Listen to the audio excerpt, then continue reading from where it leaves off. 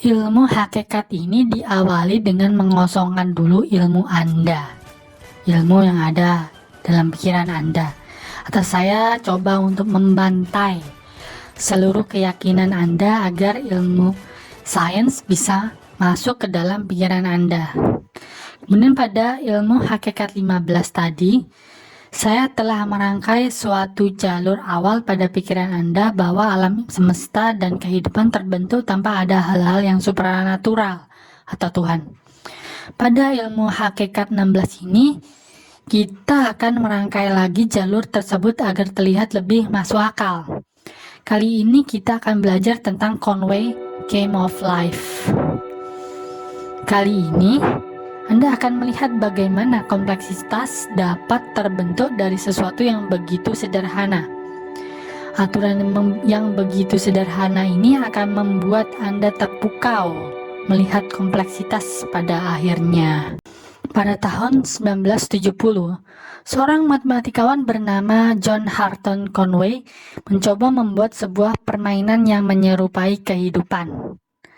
Pertama, buatlah garis kotak-kotak. Setiap kotak diberi nama sel. Bukan sel ini ya, bukan sel dalam film Dragon Ball ya. Dan sel ini bisa diisi oleh titik hitam. Atau bisa juga disebut sel hidup dengan aturan sebagai berikut.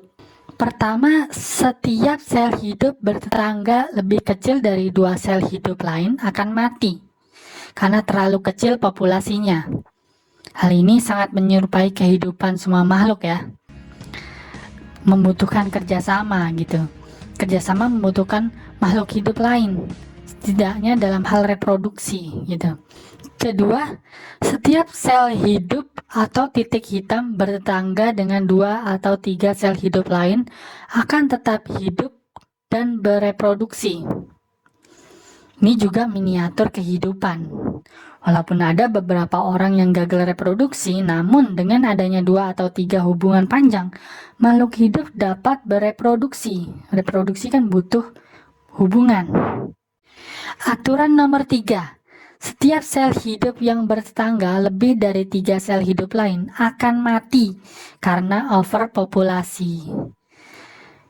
Ini juga sama dengan kehidupan. Kehidupan mau tidak mau pasti ada persaingan, baik persaingan dalam merebut lahan atau makanan. Nah, yang keempat ini hampir sama dengan yang kedua atau turunan aturan kedua. Bila ada sel mati, kemudian bertetangga dengan 3 sel hidup, akan hidup. Yuk kita lihat bagaimana konfigurasinya. Oke. Yang pertama, misalnya kita punya 3 titik hitam atau sel hidup yang berbelok seperti huruf L. Yang di tengah punya 2 sel hidup akan tetap hidup. Sel yang atas punya 2 sel hidup juga akan hidup, dan terakhir yang bawah ujung punya 2 tetangga hidup juga akan tetap hidup. Namun satu sel atas yang mati akan hidup karena aturan nomor 4, sehingga sekarang berbentuk kotak. Coba lihat daerah di luar kotak yang hidup atau hitam. Tidak ada syarat-syarat yang memenuhi untuk terbentuknya kehidupan reproduksi, dan 4 kotak hitam pun juga tidak dapat mati berdasarkan aturan-aturan yang kita sudah sepakati di atas. Kondisi ini disebut statik yang tidak bergerak. Kita beralih ke konfigurasi yang lain. Sekarang 3 kotak hitam horizontal. Sel hidup di tengah akan tetap hidup karena ia memiliki 2 tetangga. Kedua sel hidup di bagian pinggir akan mati karena mereka hanya memiliki 1 tetangga. Namun ada rule tentang reproduksi, yaitu aturan nomor 2 dan 4. Artinya pada kotak putih di atas dan bawah kotak hitam tengah harusnya berubah menjadi hidup karena bertetangga dengan 3 sel hidup. Sekarang menjadi kotak tersusun vertikal. Keadaan ini tidak berlangsung lama. Kotak bagian paling atas akan mengalami kondisi yang sama dengan kotak yang mati tadi. karena hanya memiliki satu tetangga, demikian juga yang bawah. Namun seperti sebelumnya, kotak yang tadinya mati akan hidup karena memiliki 3 tetangga. Kembali lagi ke kotak yang tersusun horizontal, 3 kotak tersusun horizontal, dan seterusnya berulang-ulang. Mulai menarik sekarang. Dari aturan tadi kita bisa membuat gerakan berulang. Sekarang kita buat konfigurasi yang agak berbeda. Coba perhatikan susunan ini. Dengan aturan yang sama seperti di atas, akan merubah bentuk seperti berikut. Pada perubahan susunan berikutnya menjadi kembali ke bentuk semula, namun hanya berbeda rotasi saja. Dan ini akan berulang lagi dan lagi, membuat seolah sel tersebut bergerak. Konfigurasi ini disebut glider. Kelihatan menarik kan sekarang? Udah ada perubahan yang dapat bergerak. Itu belum seberapa. Bila konfigurasinya dirubah dan diotak-atik, mereka membentuk organisasi yang luar biasa. Kompleksitas yang bahkan melampaui intuisi manusia. Dari aturan sederhana membentuk kompleksitas dan membangun organismenya sendiri. Wow, keren kan? Oh my god! Wow! Sebenarnya Conway membuat aturan tersebut bertujuan untuk pengembangan, penjelajahan antariksa. Bila suatu saat nanti manusia membutuhkan robot di Mars, bisakah kita membuat robot yang membentuk organisme dari susunannya sendiri? Atau segala sesuatu yang kompleks harus berasal dari sesuatu yang kompleks juga? Dan Conway mengatakan tidak. Sesuatu yang kompleks bisa muncul dari aturan yang sederhana. Mungkin Anda berpikir itu kan hanya sebuah game. It's only a game. Why you have to be mad? Walau menyerupai aturan alam, yang membuat aturan juga manusia, sesuatu yang berakal.